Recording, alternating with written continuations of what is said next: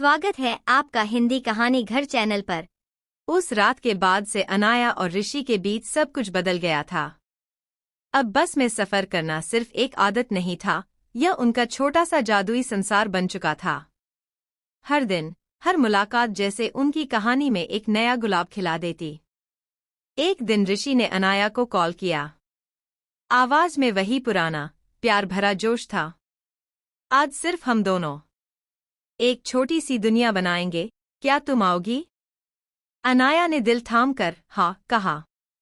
दिल ऐसे धड़क रहा था जैसे किसी मीठे तूफान में फंस गई हो। शाम को जब अनाया तैयार होकर आई, हल्के नीले रंग का कुर्ता, कानों में छोटे से झुमके और चेहरे पर वही मासूम मुस्कान। ऋषि उसे देखते ही ठिठक गया। तुम तो सच में जादू हो, उसने धीमे से कहा। अनाया शर्मा गई, उसकी नजरें झुक गईं, पर होठों पर मुस्कान और गहरी हो गई। ऋषि ने स्कूटी निकाली, अनाया उसके पीछे बैठी। हवा उसके बालों में उलझने लगी और ऋषि को हर बार स्कूटी के शीशे में झलकती उसकी मुस्कान पर फिर से प्यार हो जाता। वे शहर के बाहर एक टापू जैसी शांत जगह पहुंचे, चारों तरफ पेड़ और बीच में एक छोटा तालाब चमक रहा था। किनारे कुछ कैंडल्स, हवा में गुलाबों की महक। चारों ओर बस सुकून था। और बस वही दो। पहली बार ऋषि ने अनाया का हाथ पकड़ा। डरती हो? नहीं। जब तुम साथ हो तो नहीं, अनाया ने कहा।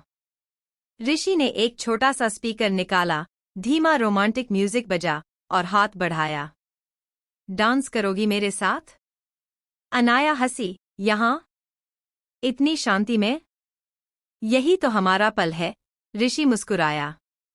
वो झील के किनारे नाच रहे थे, ऋषि के हाथों की पकड़ नरम पर मजबूत। अनाया खुद को पूरी तरह उसके हवाले कर चुकी थी। अचानक ऋषि रुक गया।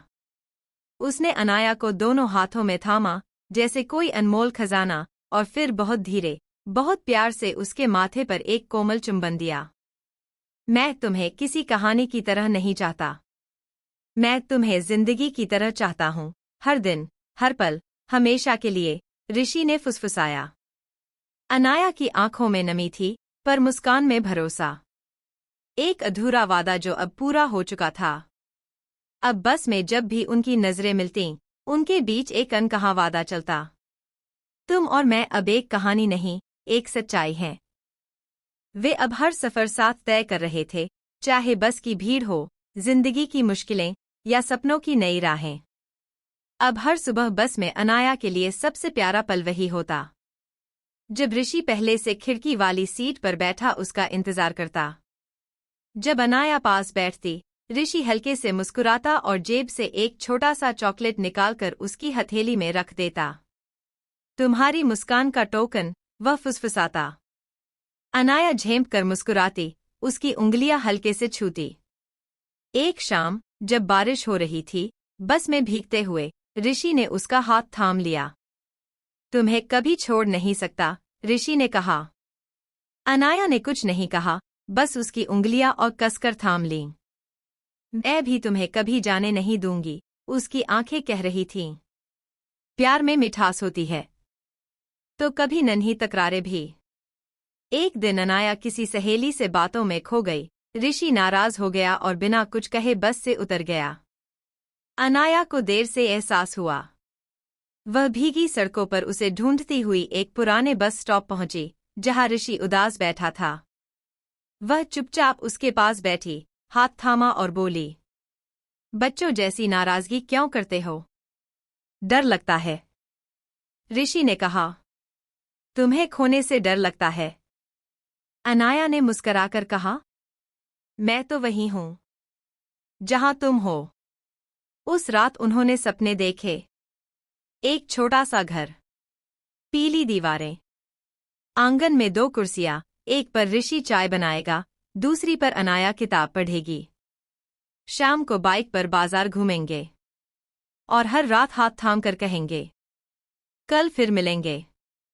फिर एक दिन ऋषि का मैसेज आया, आज बस से मत आना, आज तुम्हारा सफर थोड़ा अलग होगा। अनाया एक पुराने बस डिपो पहुंची, जहां लाइट्स, गुलाब और धीमा म्यूजिक था। एक चमचमाती पुरानी बस के सामने ऋषि खड़ा था, सफेद शर्ट, नीली जीन्स, हाथ में एक गुलाब। अनाया, क्या तुम मेरी बस वाली जिंदगी बनोगी? ऋषि घुटनों पर बैठा था, रिंग बॉक्स खोला। अनाया की आंखें भर आईं। वह मुस्कराई, रोई और धीरे से कहा, हाँ, हमेशा के लिए। कुछ महीनों बाद, एक सर्द सुबह, एक छोटी सी प्यारी शादी हुई, जहां उन्होंने वादा किया, चाहे बस पुरानी हो जाए, रास्ते मुश्किल हों, हमारी मुस्कुराहटें कभी फीकी नहीं पड़ेंगी। अब हर सुबह वे साथ बस पकड़ते हैं। अब वे सिर्फ मुसाफिर नहीं, एक दूसरे का सफर हैं, एक दूसरे का घर हैं, जहां भी जिंदगी उन्हें ले जाए। उनकी बस में हमेशा 2 सीटें साथ साथ बुक रहती हैं, अनाया और ऋषि के नाम। बारिश की बूंदें फिर से टपटप गिर रही थीं।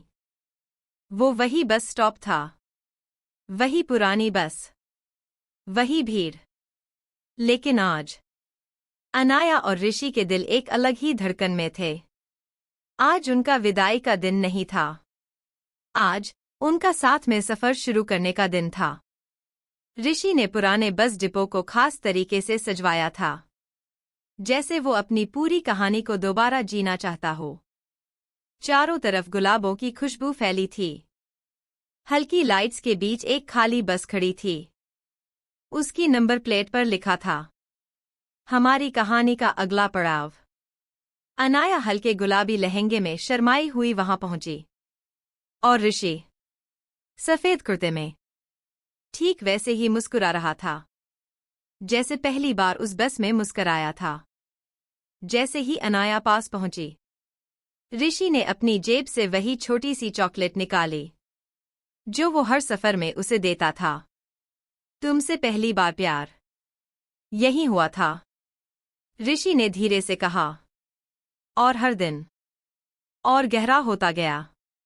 अब हर सफर तुम्हारे साथ तय करना है, हर स्टॉप तुम्हारा हाथ थामकर पार करना है, कभी भी अकेले नहीं।